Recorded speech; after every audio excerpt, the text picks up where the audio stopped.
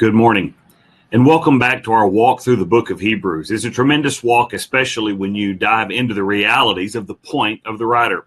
And the main point the writer is making, and we're going to come back to that this morning, is that in Jesus, we have a great high priest. Now, he hasn't really been talking about the high priestly work of Jesus over the last two chapters. He's really been carrying us into this sort of illustration from the past.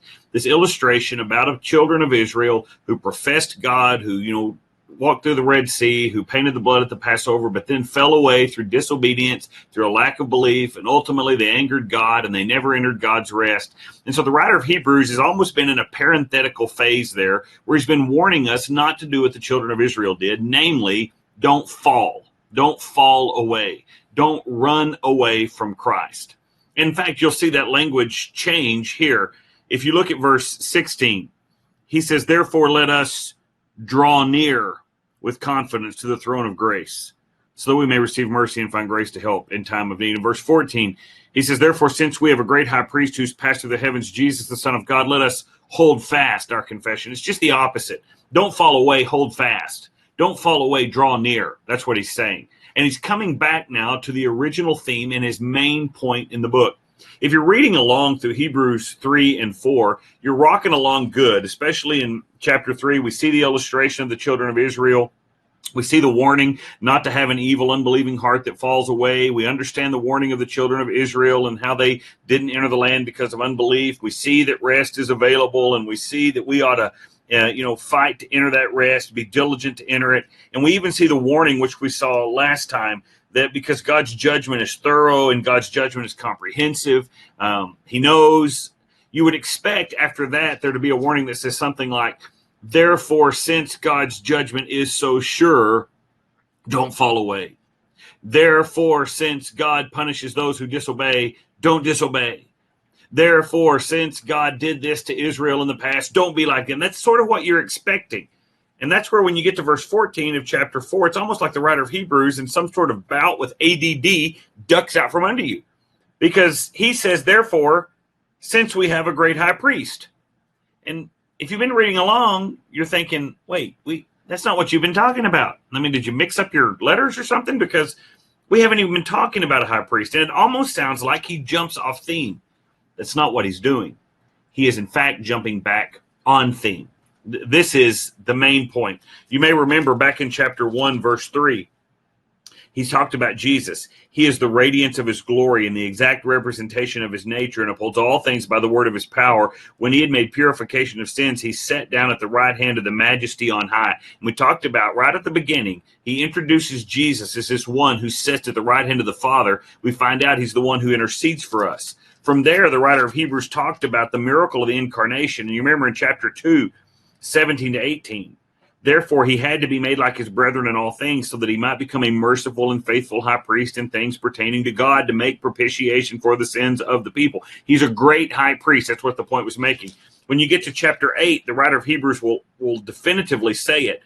Now the main point in what has been said is this: we have such a high priest who has taken his seat at the right hand of the throne of the majesty in the heavens.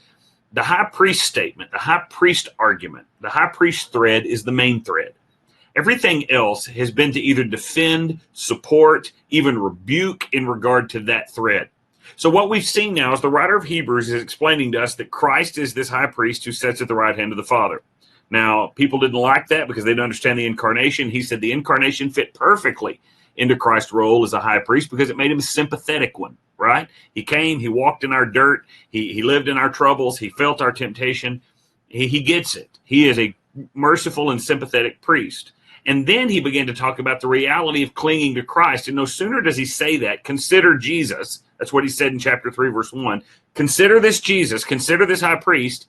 He goes into a warning about those who didn't, who fell away, who didn't cling, who didn't run. That's what we've been dealing with. But now, after giving you that warning, and he summed it up at the end with this threat of judgment at the end of chapter 3, or at the end of chapter 4, 12 and 13, now he returns back to the theme. So he's back to this idea that in Christ we have a great high priest. Now I want you to think about this for a second. the importance of a high priest. If you've not thought about this, and especially if you're not Jewish, or perhaps even if you've never been in the Catholic Church, you may not even contemplate or understand the necessity of having a priest. Samuel probably said it best in 1 Samuel chapter 2. 1 Samuel chapter 2, verse 25. Here's what Samuel said. If one man sins against another, God will mediate for him. But if a man sins against the Lord, who can intercede for him? It's a good question. If I sin against you or you sin against me, God might come to my aid or your aid, right? If I wrong you, God, his Spirit, may convict me, may deal with me, may even chastise me or discipline me to say you have wronged that person and compel me to go and seek your forgiveness. He may do those things. He may intervene and judge on my behalf or judge on your behalf, right? He's the God of justice. We take those prayers to him. But if a man sins against God, who's going to mediate? That's the question. The answer is your priest. You must have a priest. Now, if you grew up in, like I did, in a Baptist church, or you grew up in evangelical circles, the notion of a priest may even seem almost heretical to you. A priest. We believe in what is called the priesthood of the believer, that we all have our access to God through Christ. But a priest is necessary. But in the Jewish culture, they understood it, right? Because every time they sinned, where did they go? They went to the priest. And what did the priest do? The priest made the sacrifice. The priest took that atoning sacrifice and went to God on their behalf and petitioned God for their forgiveness, petitioned God for mercy. And even once a year, the high priest would go to make atonement or appeasement for all the sin you committed in ignorance that you didn't even know about. It was a day of atonement. So the priest was very important. If I'm going to walk in right standing with God, if I'm going to have mercy, if I'm going to be forgiven, I have to have a priest. You have to have one. But understand now where these children of Israel are dealing. Thus far in their life, or since Christ, let's say, they have been Jewish their whole life, and they've been steeped in all of those realities and all of those traditions and all of those ordinances and practices. But since Christ came along, many of these have confessed Christ. But what's happened in their life is they have been Jewish and they have been Christian. They've sort of taken on this dual reality in their life. Christian and Jewish, Jewish and Christian. But you know what's beginning to happen in their life? The outward oppression from the Jews who have forsaken Christ. They're putting so much pressure on these people to make them choose one or the other. You can't be both, they would say. In fact, if you try to stick with Christ, we're going to kick you out of the synagogue.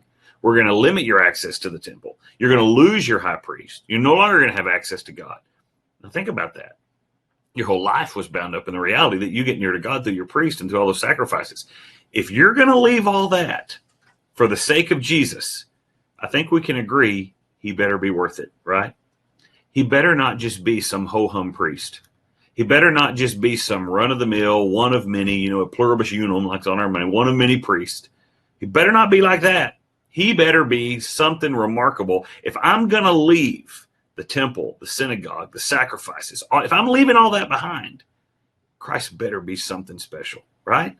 If you're telling me in my temptation to fall away, to leave Christ and go back to Judaism, if you're telling me, no, don't do that, draw near to Christ, hold fast to Christ, boy, Christ better be worth it. Well, that's the point the writer of Hebrews is making. Look at it in Hebrews 4:14. Therefore, since we have a great high priest, love the word great here, by the way. All these Jews who had priests, they never had a great one. Great here in the Greek is megas, kind of like where we get our word from mega, and it means great. You've seen the word used before in Matthew 8:26 when Jesus calmed the sea, and it said the sea became perfectly calm. That perfectly is the same word, megas. It is above, beyond, better, greater, higher, stronger, faster, you name it. Jesus is intensified over and above, better than any priest you've ever seen. You've never had a great high priest before.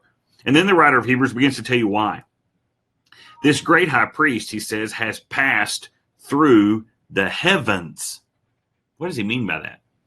Well, if you go outside today, it's light outside. You look up into the sky, you'll see kind of what they call the atmospheric heavens. You may see clouds if there's clouds in the sky. You'll see the sun. You'll see a lot of blue, right? You'll see birds. You're looking at the atmospheric heavens.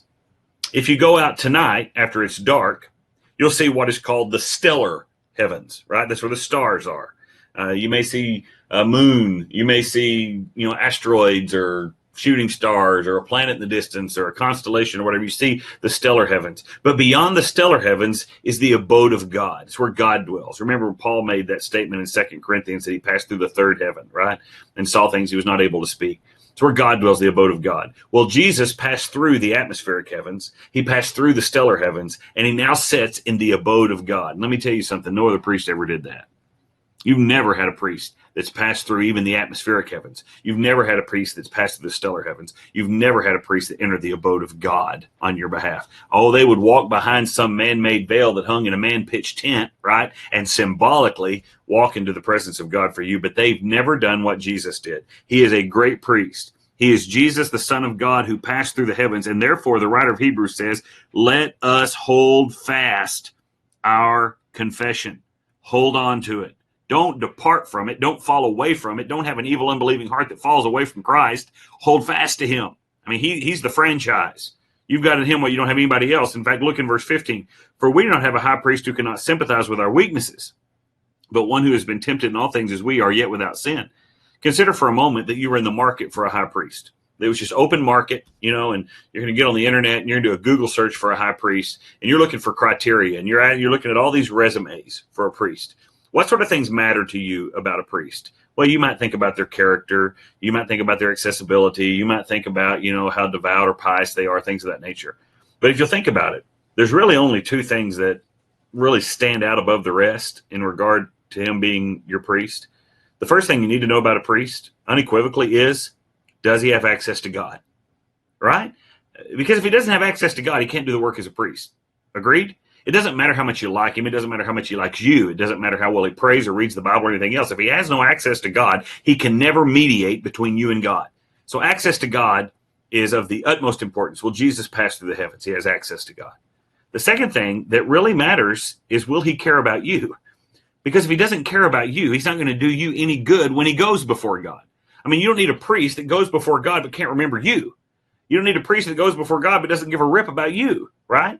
This matters. Well, notice Jesus. He's passed through the heavens, and he's a priest who can sympathize with our weaknesses. He knows you. He sympathizes with you. He suffers with you. Why?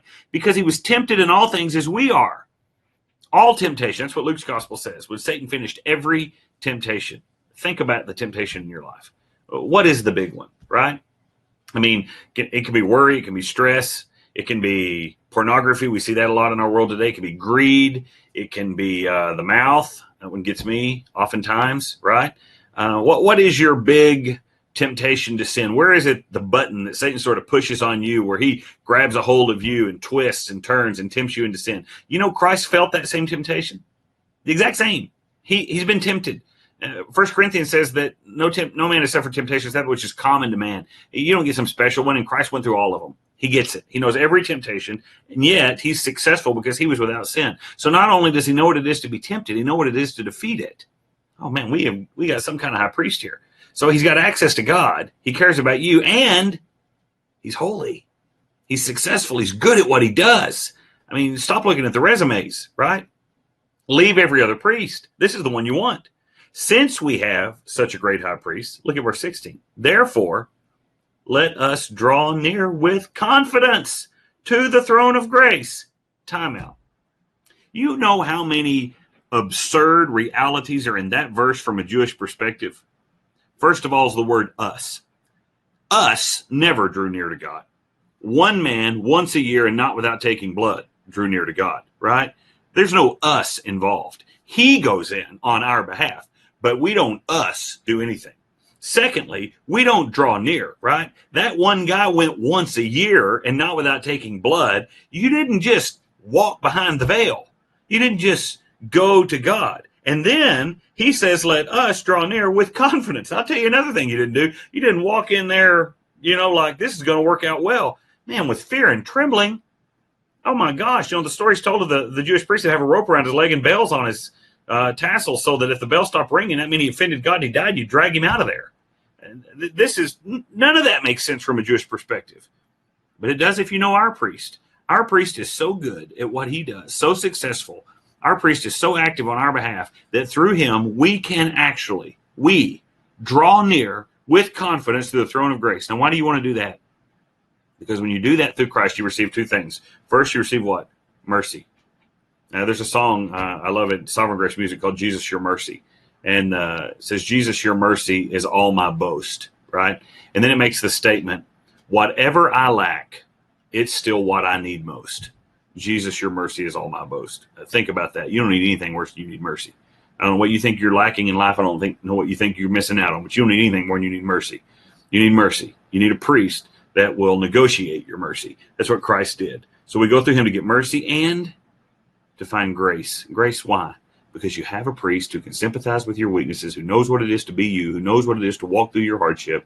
You have a priest like that who can help. He knows how to help, right? He knows how to come to our aid. Isn't that what we saw in chapter 2?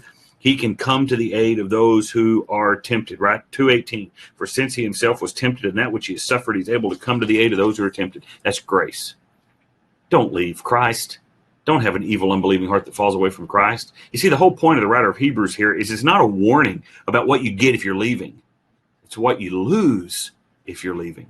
You lose the greatest priest the world has ever seen. You lose Christ, the one who has access to the Father, the one who cares about you, the one that will negotiate your mercy and negotiate your grace. And through him, you actually can draw near confidently to God. No Jew ever had that. Ever.